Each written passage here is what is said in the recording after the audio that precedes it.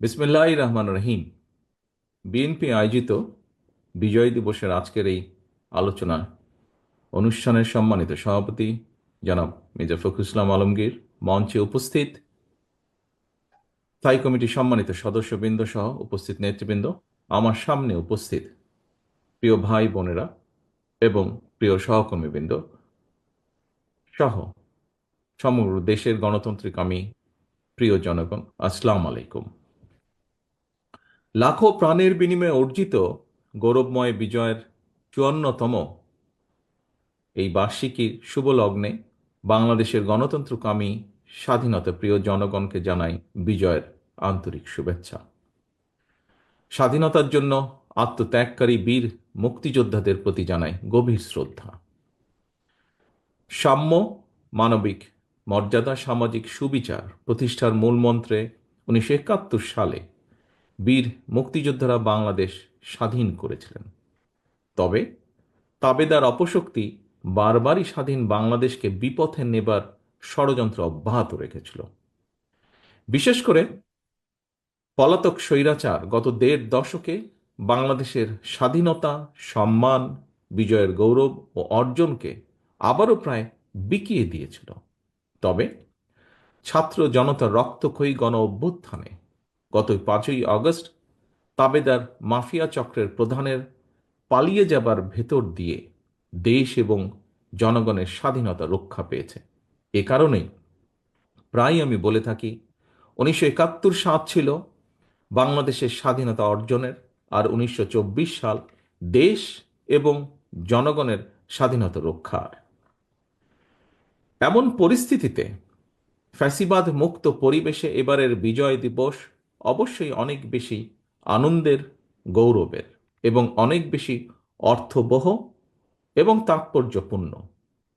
আমি বিশ্বাস করি আগামী বছরগুলোতে স্বাধীনতা কিংবা বিজয় দিবস শুধুমাত্র আনন্দ উদযাপনের মধ্যেই সীমাবদ্ধ থাকবে না বা রাখা যাবে না, বরং আমি দৃঢ়ভাবে বিশ্বাস করতে চাই আগামীর বাংলাদেশে প্রতিটি স্বাধীনতা এবং বিজয় দিবস হয়ে উঠবে জনগণের প্রতি রাষ্ট্র ও সরকারের দায় কিংবা প্রতিশ্রুতি পূরণের একটি অর্থবহ দিন।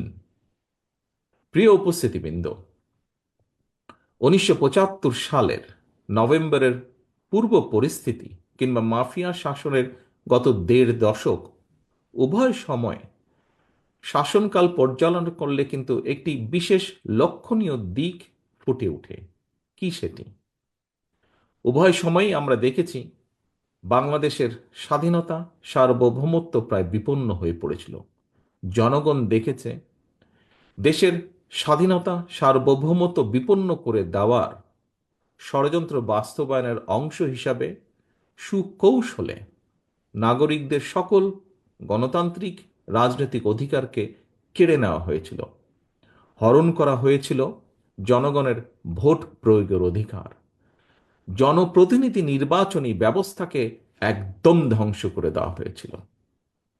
সুতরাং এটি স্পষ্ট জনগণের গণতান্ত্রিক অধিকার, জনগণের ভোট প্রয়োগের অধিকার বহাল এবং কার্যকর থাকা না থাকার সঙ্গে দেশের স্বাধীনতা, সার্বভৌমত্ব সুসংহত থাকা না থাকার একটি গভীর সংযোগ কিংবা সম্পর্ক রয়েছে।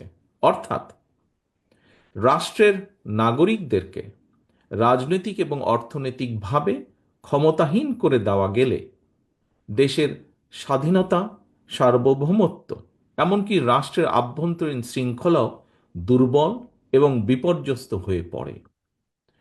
রাষ্ট্র এবং জনগণকে স্বনির্ভর এবং শক্তিশালী করতে হলে রাষ্ট্র ও রাজনীতির প্রতিটি ক্ষেত্রে গণতন্ত্রের লালন, বিকাশ এবং চর্চা অত্যন্ত জরুরি। আমরা মনে করি রাষ্ট্র ও সমাজে গণতান্ত্রিক রাজনীতি চর্চার অন্যতম প্রাতিষ্ঠানিক কেন্দ্রবিন্দু হচ্ছে জনগণের সরাসরি ভোটে নির্বাচিত জবাবদিহিতাদের দ্বারা, জনপ্রতিনিধিদের দ্বারা গঠিত জাতীয় সংসদ। জবাবদিহিমূলক সরকার ও সংসদ যথাযথভাবে কার্যকর থাকলে জনগণের রাজনৈতিক ক্ষমতাও নিশ্চিত থাকে। প্রিয় সহকর্মীবৃন্দ, আমাদের মনে রাখা দরকার, জনগণ শক্তিশালী না থাকলে জাতীয় ঐক্য শক্তিশালী হয় না। রাষ্ট্র ও রাজনীতির গুণগত পরিবর্তনের জন্য সংস্কারের বিকল্প নেই। তবে একই সঙ্গে এটিও মনে রাখা জরুরি, কেউ স্বৈরাচার কিংবা ফ্যাসিস্ট হতে চাইলে তার কাছে সংবিধান কিংবা প্রবিধান বাধা হয়ে দাঁড়াতে পারে না বা দাঁড়ায় না। বরং রাষ্ট্রের প্রচলিত বিধিবিধানকে উপেক্ষা করেই কোনো একজন শাসক স্বৈরাচার কিংবা ফ্যাসিস্ট হয়ে ওঠে।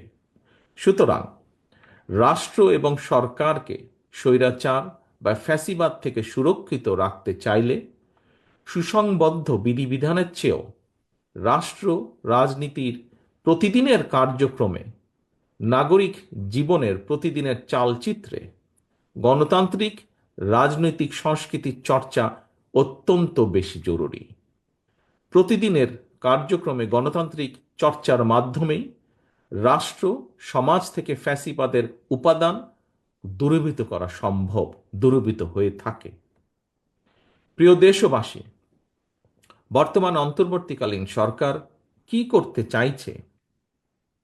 রাষ্ট্র মেরামতের জন্য অন্তর্বর্তীকালীন সরকারের আর কত মাস কিংবা কত সময়ে প্রয়োজন, সেটি জানার অধিকার জনগণের রয়েছে।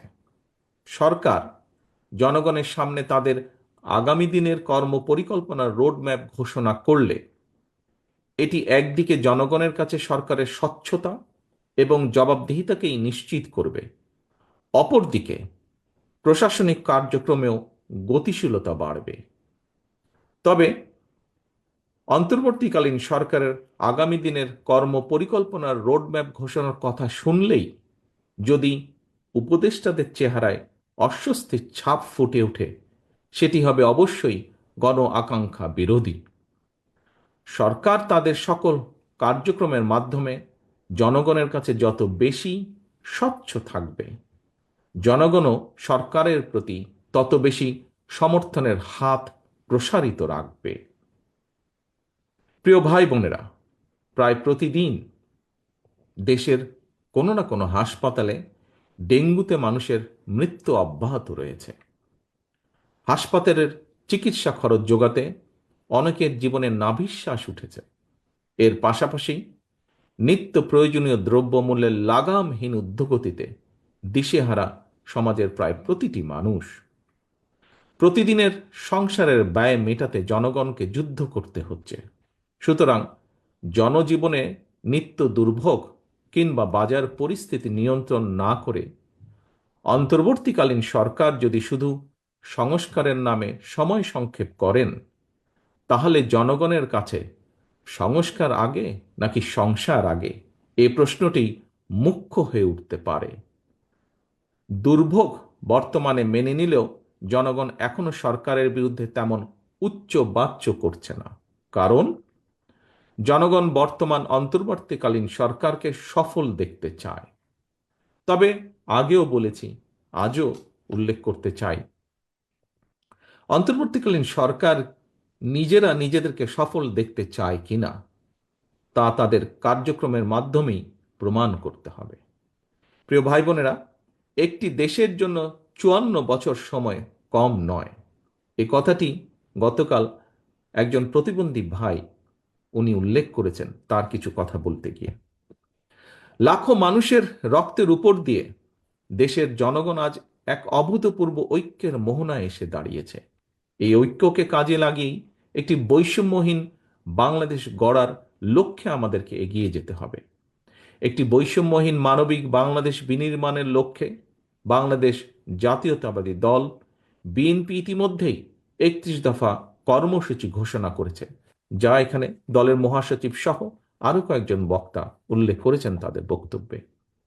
এই কর্মসূচির লক্ষ্যই হচ্ছে শিশু, নারী, বৃদ্ধ অথবা দলমত, ধর্ম, বর্ণ নির্বিশেষে রাষ্ট্রকে অবশ্যই প্রতিটি নাগরিকের দায়িত্ব নিতে হবে। পরিশেষে আমি বিএনপির সর্বস্তরের নেতাকর্মীদের প্রতি আহ্বান জানিয়ে বলতে চাই, সকল অস্পষ্টতা কাটিয়ে অচিরেই নির্বাচনী রোডম্যাপে যাত্রা শুরু করবে আমাদের এই প্রিয় বাংলাদেশ। সেই যাত্রায়, আবারও বলছি, দয়া করে মন দিয়ে শুনবেন প্রতিটি নেতাকর্মী এই দলের, সেই যাত্রায় আপনাদের বিশ্বস্ত সঙ্গী হচ্ছে দেশের গণতান্ত্রিকামী স্বাধীনতা প্রিয় জনগণ। সুতরাং আপনারা জনগণের সঙ্গে থাকুন, জনগণকে সঙ্গে রাখার সর্বোচ্চ চেষ্টা করুন। সবশেষে বিজয় দিবসের প্রকালে আমি শহীদ মুক্তিযোদ্ধা সহ স্বাধীনতার ঘোষকের প্রতি গভীর শ্রদ্ধা জানিয়ে আমার বক্তব্য শেষ করছি। আল্লাহ হাফেজ। বাংলাদেশ জিন্দাবাদ। বাংলাদেশ জাতীয়তাবাদী দল জিন্দাবাদ।